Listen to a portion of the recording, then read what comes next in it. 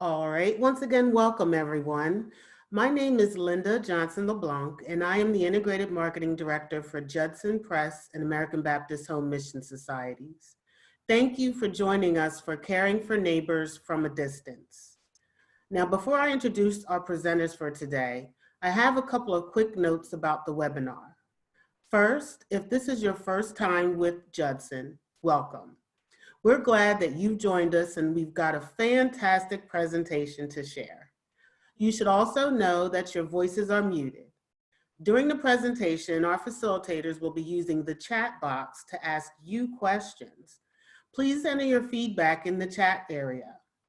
Joy and Heidi may review the feedback during the presentation as well as during the time reserved near the end of the hour where you will be able to ask them questions. Second, we're recording this presentation and you will receive a link to the PowerPoint along with the handout, Caring for Neighbors from a Distance, 6 Ways Congregations Can Support Their Community Now, to further guide you. Now I'm pleased to introduce to some and present to others our facilitators for today. Joy Skjegstad helps churches around the United States develop strategic vision and connect in creative ways with their communities. Heidi Unruh supports outreach leaders with ideas and practical resources for ministry, especially with vulnerable communities. And as a team, Joy and Heidi provide coaching and customized training to help churches develop effective community engagement strategies. Welcome, Joy and Heidi. You're muted, Heidi. So one of my first words is perfectionism and coronavirus don't mix. So we're all showing one another grace with learning new skills like how to unmute yourself in a webinar. I wanted to say welcome and a few more words about who we are as we begin.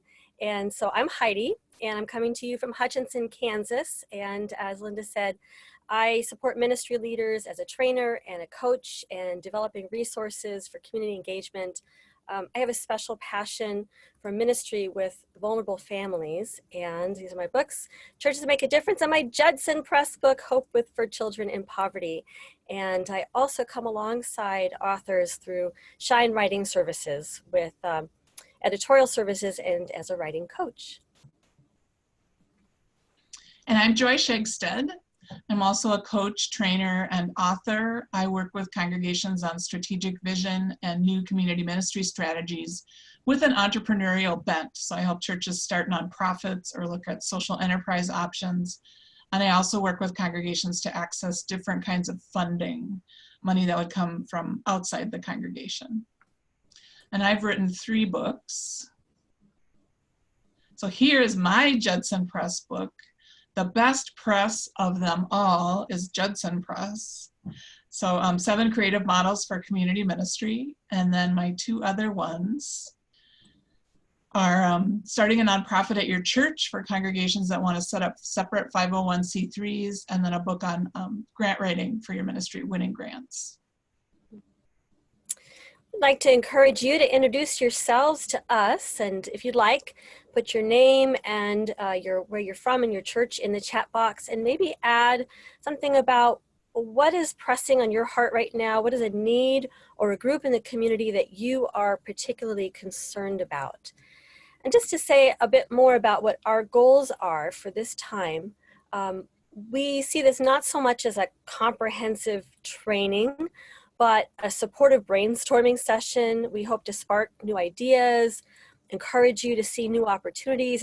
It's really easy to get focused on the things we can't do anymore or the ways we are not able to physically reach out, but we want to encourage you that you can make a difference right now in your community in these challenging and frankly overwhelming times. So we believe that every church has a capacity to respond to this crisis in meaningful ways with what we call strategic compassion.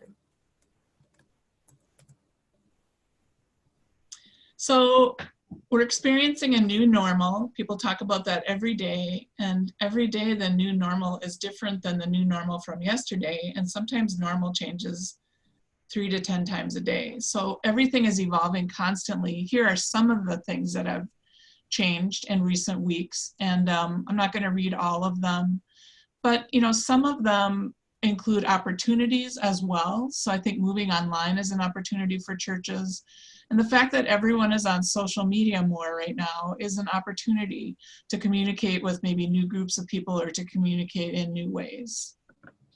So the next slide is other new normal. So overwhelming needs right now. So as we do this presentation today, we're not suggesting that you take on every need or that you try to implement every option that we give you. That would be too much. But if you come out of this with just one idea that you want to implement, especially if you're a smaller sized congregation, that would be wonderful. So needs are, we have the healthcare workers, growing financial and physical and mental health needs. Inequities that existed before in our community have only been magnified at this time. So we're beginning to read, for example, about how hard hit the African American communities are by the virus. People are experiencing a lot of stress and experiencing isolation. And then it's been documented that domestic violence is rising during the lockdown also.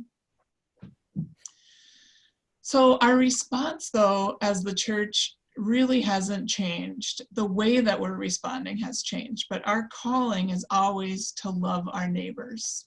But how we do it is evolving. So I'm just going to cover a few points on where to start, because this can feel very overwhelming.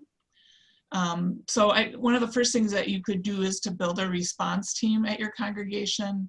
So it might well be a new group of people that you draw from your church board, vestry, or council, people maybe on your social outreach team, some other pastoral care people in your church, and consider the skill sets that you'd need. So maybe you're looking for medical, people with a medical background, organizational people, pastoral. I think communications and social media skills have become more important than they usually are.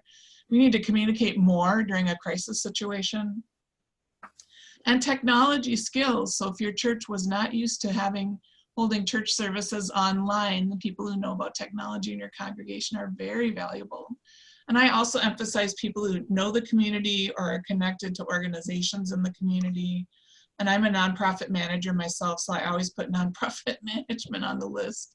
Nonprofit managers are unflappable and know how to pivot, which is what you're trying to do right now. We're also advising you to assess community resources and needs. So don't just show up with a bunch of stuff because you think people need it. You need to do the research because this is evolving constantly. So suggesting that you participate in community coalitions. Usually there's at least one group in every community that's convening Zoom calls around what's happening on the ground. Might be the United Way in your community, the community foundation in your area. Maybe it's a larger church or ministerial association. So look for where that conversation is happening. If you have strong connections in the community, call them and listen just to find out what's happening. And then you might be on some different websites or social media pages than you usually are. So find the ones that are extremely local. Maybe it's even the block that your church is on that has a Facebook page and you'd be checking there. And then start with your assets. Right now, I think, especially for small to medium-sized congregations, we might feel acutely what we're not able to do. But think about what you can do at this time. So ask these questions. What do we have? What are we good at? And what is especially important to us right now? And then that is partly how you formulate your response. And then be sure to be focused. So like I said, we're going to hit you with a lot of ideas and options today. And I actually think it's a spiritual process to land on the one that you're feeling drawn to. So explore the options, but choose your lane. And then find a place to start. And during a situation like this, things are going to morph and change a lot. So we can't just sit with our failures and be sad about them. We kind of need to get up and keep going and be nimble and just morph things as is needed.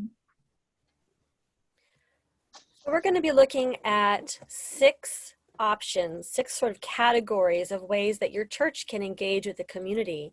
And like it says here, take a deep breath because we're going to be putting a lot of ideas out there. But as Joyce said, the goal is to help present a lot of range of options so that you can choose your focus. But safety first.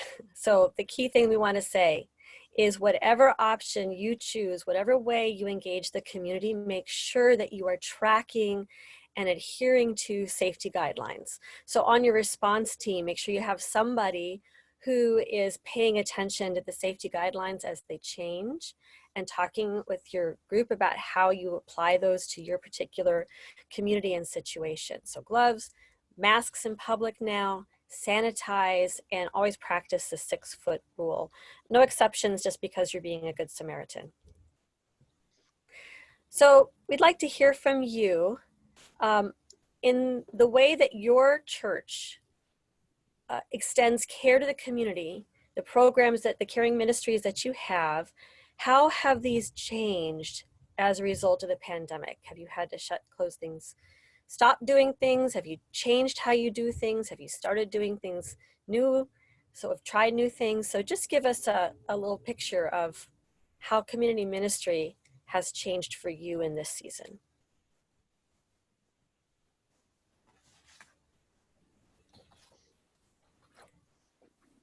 So Let me just add here as we go on, please feel free to write any questions that you have for us in the chat box. As we said, we're going to try to save time at the end for question and answer, but get your questions out there as we go.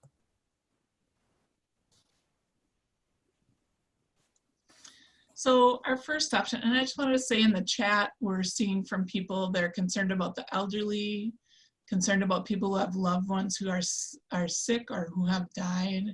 There's a question about how to best serve families experiencing homelessness. So maybe Heidi, you and I can both address that during the question time. Sorry, I left my phone on. So anyway, we'll talk about 6 options here. So the first one is to retool existing ministries. So first step for you would be to look how your church is already involved in the community and how you can adapt to that. It's probably not a good time to start a brand new ministry. You might look at partnering in different ways, which we'll talk about in a minute. But make sure that you're adapting to the new safety guidelines. So somebody on your team, your response team, needs to be in the news every day, all day, looking at recommended guidelines. Right now they're saying wear cloth mask in public. Some states are requiring that. When we first started broadcasting this a couple weeks ago, that was not the case. And being adapted to new needs that arise. So if you have a food ministry, if it's a food shelf, you might consider delivering pre-packed boxes. There was a way to do delivery with no contact. So you text people when you get to their house, you go out to the steps and place the box, go back to the car, and then the person comes out and picks up the box. If you're doing community meals, you can just pack up supper for people to pick up. You could put food in a little free pantry. It's like the little free libraries. Or, if you really say to yourselves, honestly, we can't keep doing this during this time, please don't hold on to your stock. Please donate the food to a larger operation that can get it out to the public right now. If you have a tutoring or after school program, you don't have to wait to see the kids until everything's back to normal. We hope it will be at some point. You can meet with them virtually and do online homework help. That's becoming more and more popular. Or even just aiding and kind of helping them figure out the flow of doing school online. Providing some activities, games, or safe group chat online for kids would be wonderful. And do make personal connections. So with the parents and the families, for the parents, with the parents and the kids that you've been doing programming with. Support groups can certainly be moved online. I've seen that work well. So if you're doing, say, the grief share kind of support group or a support group for single parents, for example, you might also want to help people with counseling referrals. Mental health is a significant issue in our country to begin with, and it's worsening for people that have struggled with this before during the isolation and the stress and the fear of this. Or, you know, maybe you'd even want to help some people with cost of counseling. If you have a fixer-upper ministry, so people at your church who have a bunch of tools and they're always out helping people in the neighborhood fix up their houses, you might want to loan those tools out to people and maybe do some online sessions on, you know, how to make that plumbing repair that you've needed to make, or how to, I don't know, I'm not a fixer-upper, so I can't even think of more examples. I just watch and wonder when people do this kind of work. Oops, can you go back a couple? Yeah, and you might even do some outdoor space clean up, spruce up, you know, if there's something that people in a single household could do together. Okay, now the next slide. If your church daycare is closed, again, stay in touch with the families. So do some check-ins or online activities with the families. Loan out your toys or learning games because they're not in use. Maybe you could offer your space for childcare for essential workers if there's another group that's going to be providing that. I think virtual babysitting could be a great help to parents who are trying to work from home right now. And again, if you've got perishables, don't let them just sit and expire. Get them out into the community to a group that can use them.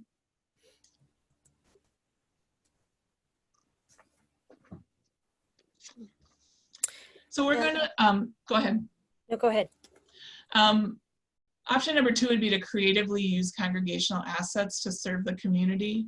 So if one thing that happens for you during the pandemic is that as a congregation, you really start to say, what is it that we have, not what we don't have, but what we have that we can deploy to really help our community right now. So take stock of those assets.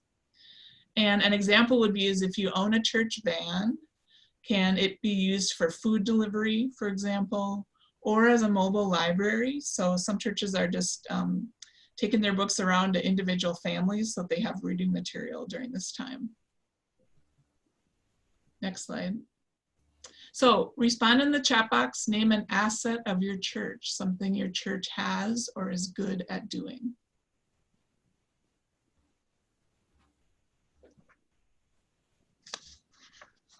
Facilities are another asset.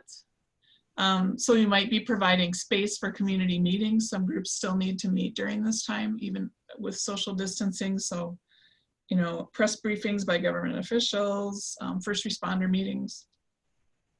Maybe you're having office space for people who can't work from home. One thought we've had about parking lots is they could be Wi-Fi hotspots, your church parking lot for people that really need to make a Wi-Fi connection so they'd sit in their cars and work on their computers. Used to do that in the coffee shop and we're not able to do that right now. Think about the green space you have. So maybe it's the time to start a community garden. Your neighbors could help, you know, come and tend that. And if you have some cleaning or maintenance equipment, put that to good use right now. Let people use it. Then tech assets also, so your website could be a post where there's links to updated health information or community resources. So community resource lists are really invaluable during this time. Food shelves, you know, housing assistance, where to get mental health help, for example. You could live stream or post videos of events of interest to the community, or maybe it's a forum for posting needs and offers. So I have a whole bunch of masks that I could share for people with people, or I really need X. And people could go back and forth and help each other. And then expertise in your, what were you gonna say, Heidi? Expertise in your congregation. So, you know, people with technology skills, educators, to help people online with all these homework assignments that they've now got with online school. Financial planning, people who've had a reduction in income during this time that just need help budgeting. Also translation and gardening skills could be things that you offer.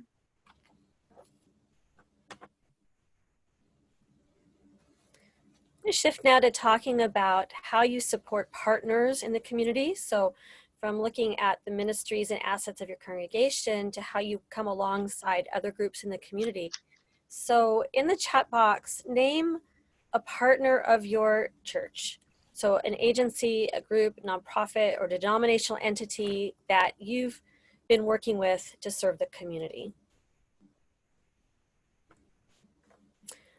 So as you think about identifying your partners, you can think about those places that your church sends money or volunteers to. You can also think about groups where somebody in the congregation has a connection. For example, if they are a teacher, if they're on a nonprofit board, or if they have a child with special needs and knows a network of services around special needs kids in their community.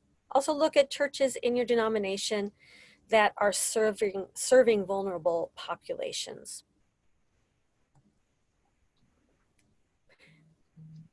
Whereas it's kind of natural for us to think first about the agencies that are meeting basic needs like a food bank or Salvation Army, paying utility bills. It's also really important to think about groups that others may be missing. Artists and cultural organizations. Well, these folks are out of work.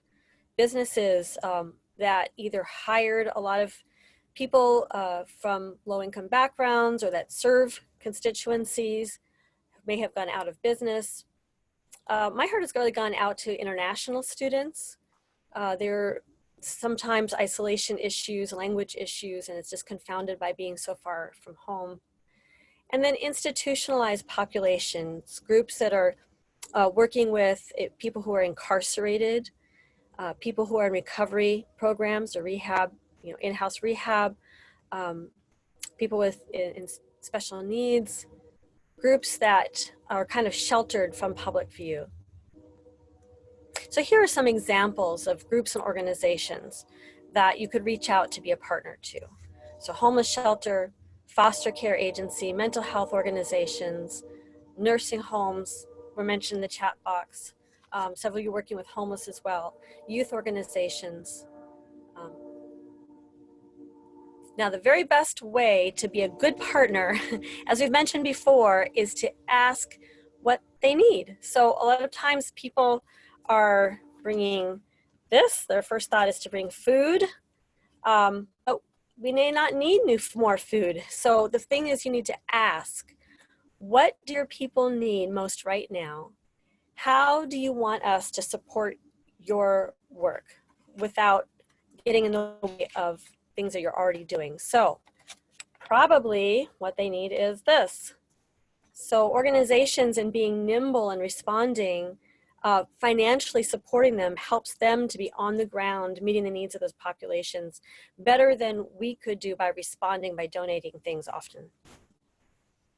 And if you're not in a position to give a lot of money financially yourself, you can help by using your congregational network to do fundraising, to organize a fundraiser.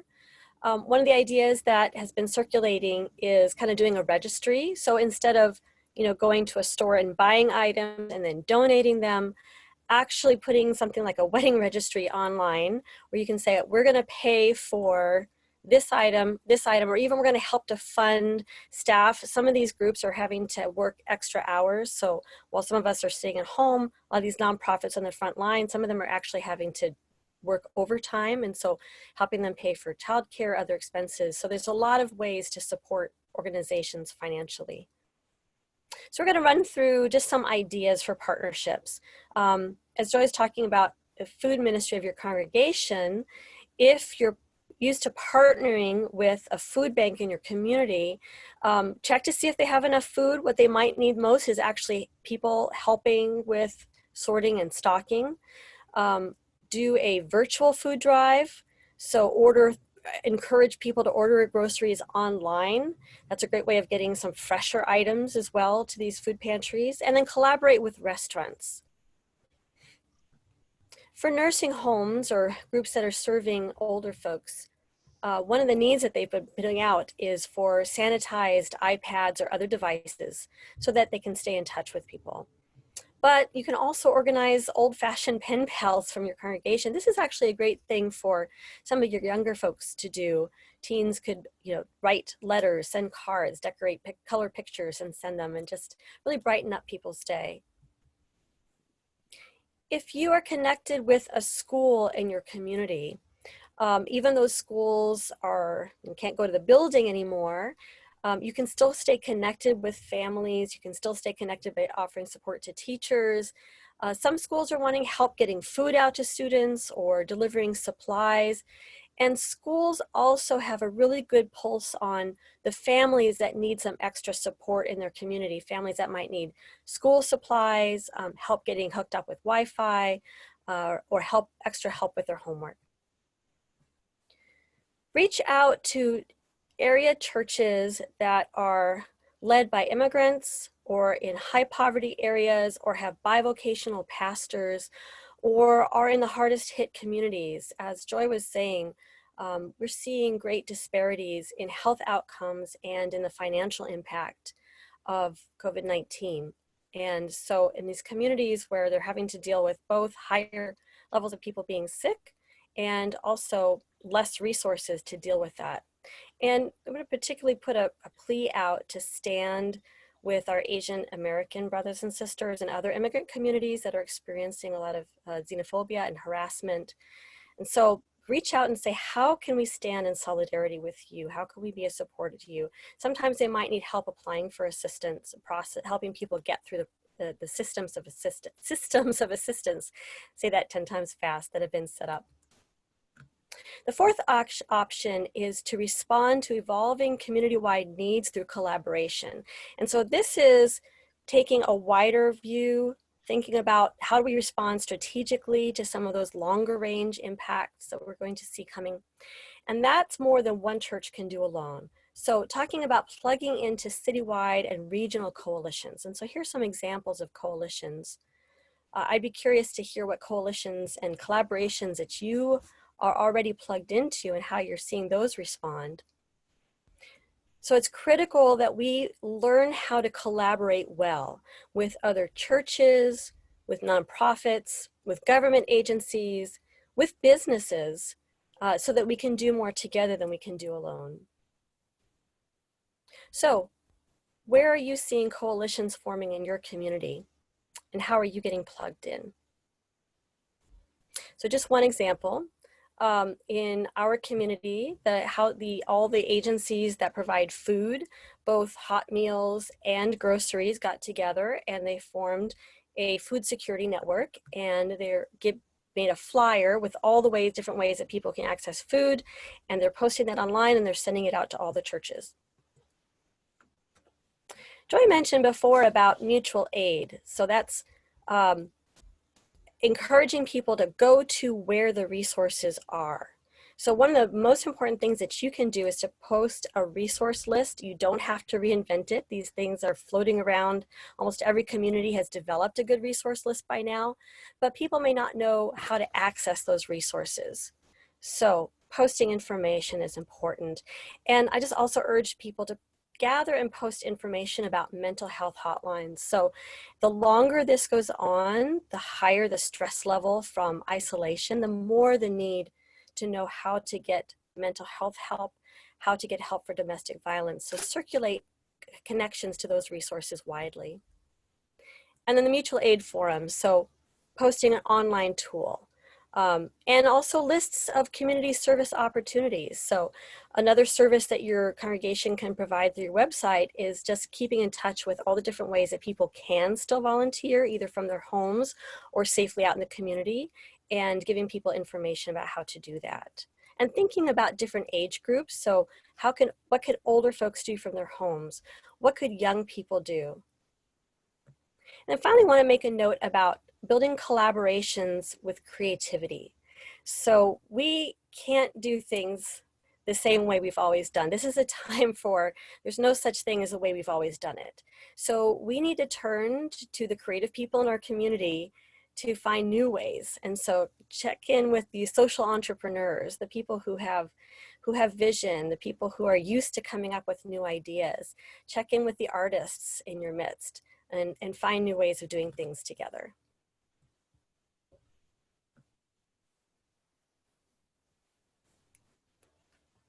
As we talk about looking at the option of supporting caregivers on the front lines, encourage you to think about the first name of somebody that you know who is a frontline caregiver.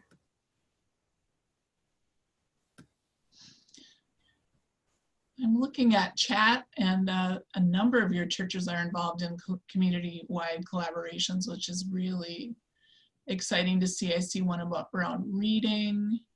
I see one about feeding.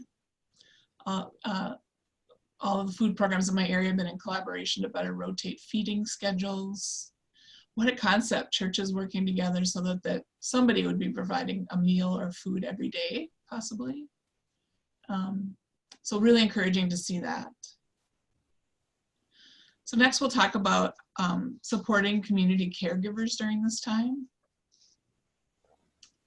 So 2 things to really keep in front of you the entire time would be to don't get in their way. Yeah, they've got a huge role to play in this. Obviously, they're working hard, they're exhausted. Don't do anything that's going to disrupt the work they need to do. And then we're going to keep harping on this, find out what is actually needed. So there was an article in the New York Times this week.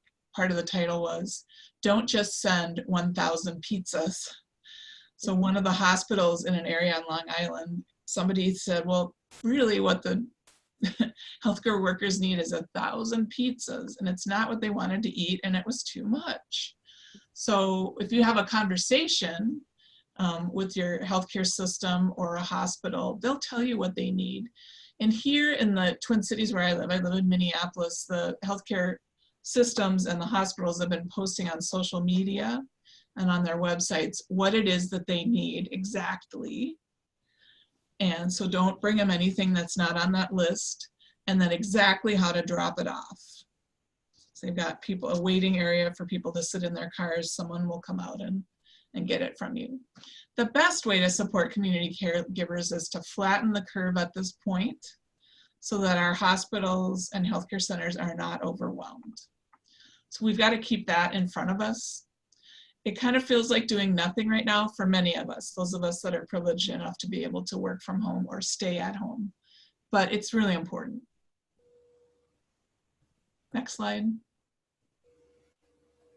So like I said, check what's needed with regard to medical supplies. So it might be gloves, hand sanitizer, or bleach, or maybe they've got plenty of that. So, and I wouldn't make assumptions about the healthcare systems needing cloth masks either. Some have put a call out for them.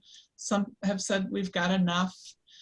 You could also get involved in advocacy so that sufficient personal protective equipment is made available for the healthcare workers, and promoting blood drives is another way. And some kind of more practical help. I think this might work well if you know people who are first responders or healthcare workers. So give them gift cards for groceries or carry out. So with the schedules people are working, they're not going to be able to spend time cooking probably. Delivering snacks or hydration care packages for them to take to work with them. Maybe even helping with errands or helping to care for their families in some way. So just on a personal kind of practical level. And show your appreciation and support. So sending notes. This is a group of people who are parking in a kind of out of the way parking area at a hospital and just flash their lights and honk their horns as people came off their shift to show appreciation.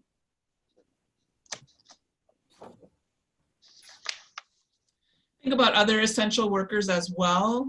They're also at risk, and it's often for low pay, so it includes grocery store clerks, truckers.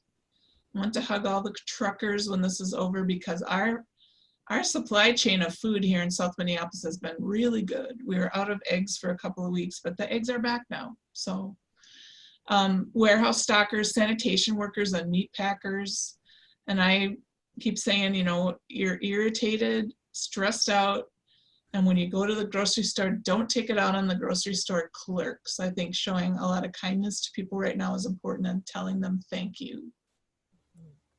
Yeah. And let me just add that a lot of these ways of supporting healthcare workers could also apply to supporting some of the frontline social workers, people who are meeting needs in the community for food and diapers, working with at-risk families. And so think about ways of drawing people in your congregation into sending like a note shower to foster care workers who are really hard stressed right now, dealing with really at-risk vulnerable families.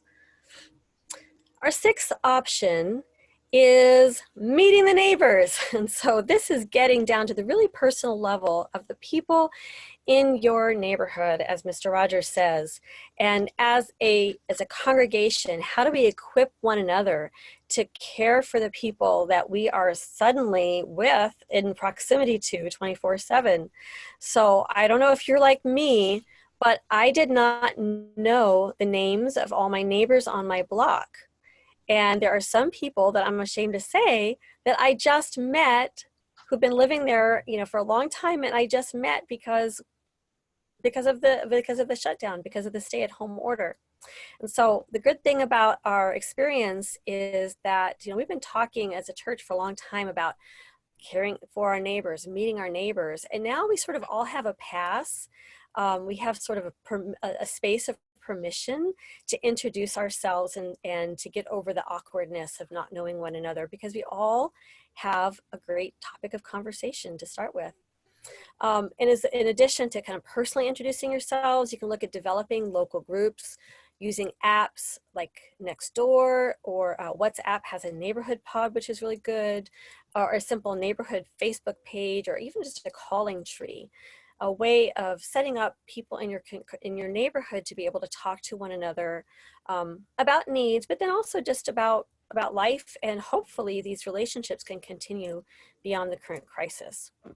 So I would be curious to know if any of you have had the same experience as me, and have you personally gotten to know any of your neighbors better since the start of the pandemic? So yes or no? Tell us a story if you like. So in your neighborhood, here are some ideas that you can practice and pass on to others in your congregation. A lot of people are already doing this, practicing mutual aid in the neighborhood. Share what you have, but then also ask for what you need. Part of building authentic relationships is not just being the one who shows up to help, but also being vulnerable about what we need. When Joy and I did a webinar with a lot of pastors, and asked a poll question about how have you engaged with people in your neighborhood, and one of the options was asked for help. And 0 people answered that they had asked for help. One of the first things that I had to do was to ask my neighbor to borrow an egg, because we were, like Joy said, we were out. And I think it's asking for help brings us closer together, as well as actually doing things for people.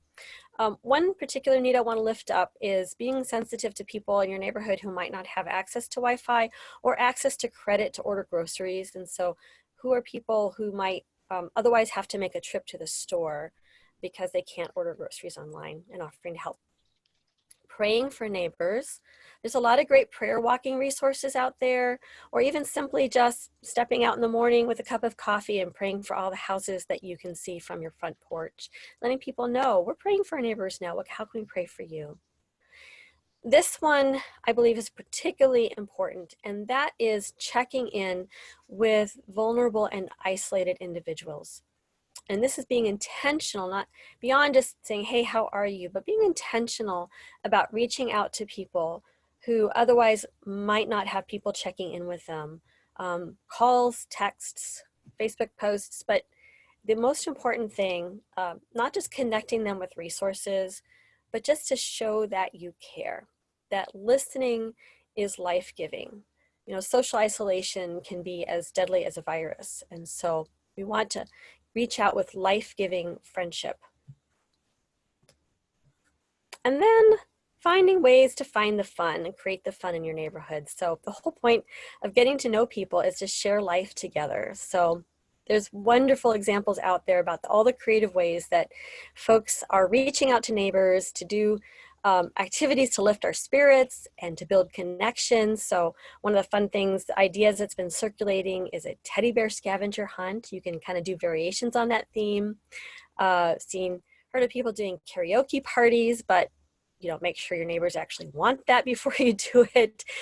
Doing like a drive-in movie screening, or also engage your neighborhood in a virtual food drive. So doing something together to help the broader community can be really uplifting. So if you're going to binge on Netflix, find other people and make a watch party. So how can you share life together?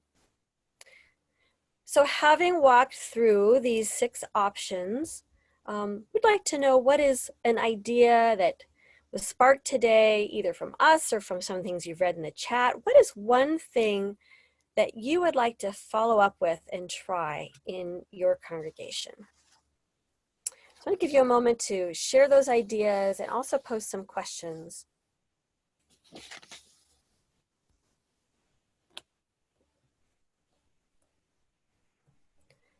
As you're doing that, I want to offer some summary guidelines. So these are just best practices for engaging the community in a pandemic and really any time. So the first best practice is to be both focused and flexible, which means don't take on too much. So you've heard the saying KISS. I had actually a Hershey's Kiss around to demonstrate, but I think I ate it. But the idea is keep it simple and specific. So say, this is what our church can do. So one church paired with another church to say, everybody in our zip code, all the households in our zip code will have access to diapers if they need it. That's what they decided. That was their lane. But then if they find out that it's not diapers that people need, maybe it's other kinds of toiletries, then they could be flexible and move. But the point is, don't take on more than you can. And pace yourself for long-term recovery. It's really important that we're looking beyond the immediate crisis to the waves of impact that are going to hit. And that really involves not just the physical needs, but also the relational mental health issues, I think, are going to be as important to meet. And so positioning your church, being proactive and thinking about not what the need is just right now, but what's going to come in the future. And then finally, we give the mantra of doing ministry with and not to people. So keep listening, asking, connecting, and building on strengths. We're going to do a final note on self-care, but I want to pause and see if there's any questions, Joy, that you've seen in the chat box we want to address. Some people are saying, oh, I hadn't thought about promoting community fun before. Somebody suggested bring out some of the board games that are stored in the attic or the basement.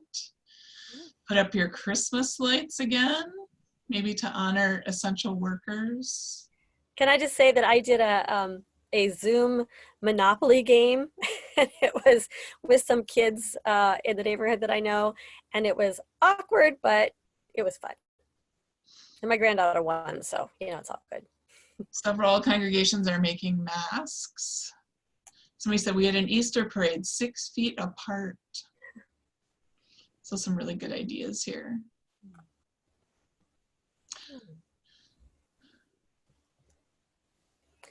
While you're thinking about all these ideas and ways of engaging the community, I want to first, as they say in the airlines, put on your own mask before assisting others.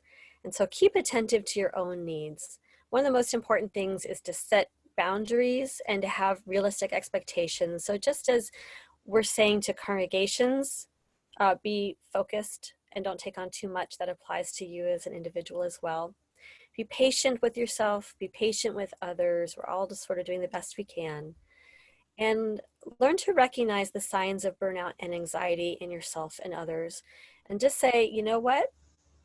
I'm not doing this today. I need a mental health break. I need to do things that are going to refill my bucket.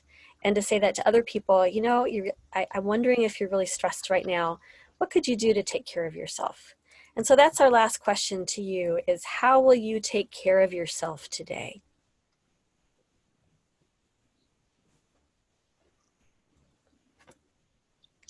So you can type any other questions that you want to ask us during the question and answer period in the chat box right now. And I just want to close by saying, Well, maybe I should talk about what we're offering. We've got an offer, and you can contact us if you're interested in us, an inexpensive way to get some group coaching.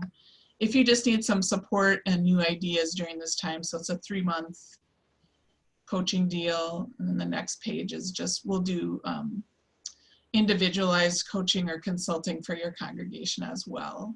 So just let us know how we can support you. You can email either one of us and we'll just get a conversation going with you and see what we might be able to do. So our churches are being asked to pivot right now and to pivot quickly. And I have to say, not to insult us or anything, but maybe we weren't that good at that before. So it's a new idea, and it sounds like many of you are doing it pretty well.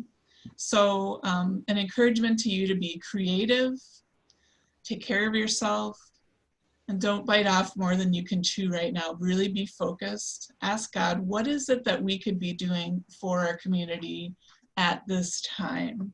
And really be focused there. So Heidi and I both believe in you, and we're praying for churches in our country as they have to make difficult decisions about how to focus best on what to do in the midst of all of these needs that are emerging. So blessings on you as you continue this important work. Yeah. Our benediction is, may your love abound more and more in knowledge and depth of insight, and be gracious to yourself in the process.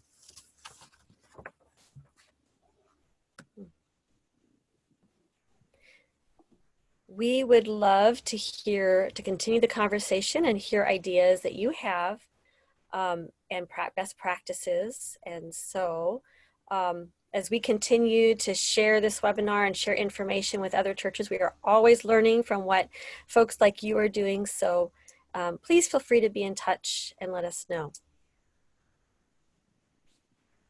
Thank you, Heidi and Joy. And I just want to acknowledge that people were responding only to the panelists.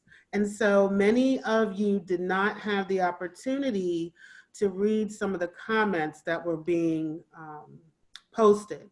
So what I will do is I will take some of the ideas and comments that people shared, and I will share them with you in the follow-up email so that you can get these great ideas, because people are doing some creative things. Additionally, Joy and Heidi, there were a couple of questions. If you can just bear with me one moment. I am going to, let me, how do I get to? Raymond Allen had a question, and I am going to unmute Raymond so that he can ask his question.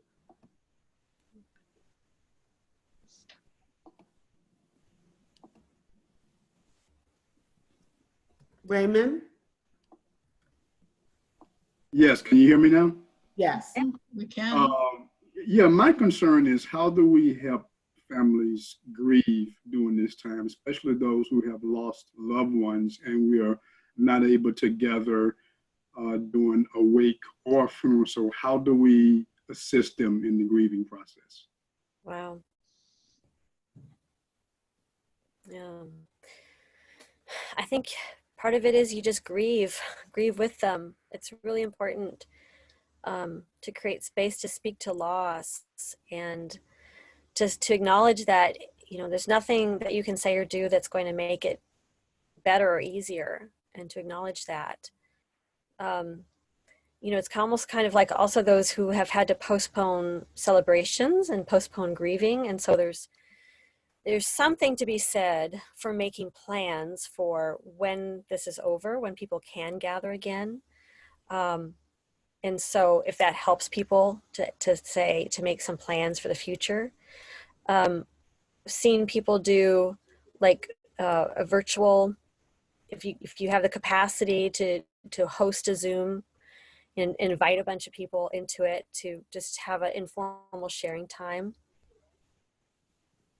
Joy, any thoughts? I think doing some of the things we usually do when someone passes, bringing food, I think is okay at this time. And sending a card and making a phone call. So like sending cards and making phone calls are back in style right now. And I like the idea of having a group around them. I just think part of it is it's having it acknowledged that you lost a loved one, people acknowledging that, and that this makes it that much harder. So those would be my thoughts. And being with people when we can't touch them. But I think that there's value to saying, I'm parking in front of your house. I like that. I pulled up, I'm not going to stalk you, but I just wanted you to know I'm parked here and I'm saying a prayer for you, sending love, maybe leaving a flower on their doorstep for people to know that they're not alone. That's all we can do. So one of the chat responses from Valerie is one of our church founders died this week. Our congregation participated in a conference call and shared fond memories, prayers, and scripture with the family of the deceased and to each other. It's very beautiful. One of the things that I've been struck by in the conversations that I've had is how we can learn from people who have been living a lot of their life online with their loved ones. So my neighbor is from the Philippines, and she has a big family back in the Philippines, and she's very close to them, and they spend just a lot of time together online, just kind of hanging out, like just having the video on and just walking around the house and doing their thing. And so I think that we can learn from people who have already learned how to do life online. And another suggestion that we had from another webinar, somebody suggested, look to gamers. Gamers know how to build online community. So one of my favorite pivots I heard about during this time is a church that typically had a large in-person Easter egg hunt on their property, switched it over to Minecraft. So somebody with tech skills in their church put Easter eggs in the Minecraft online game so the kids could look for them there.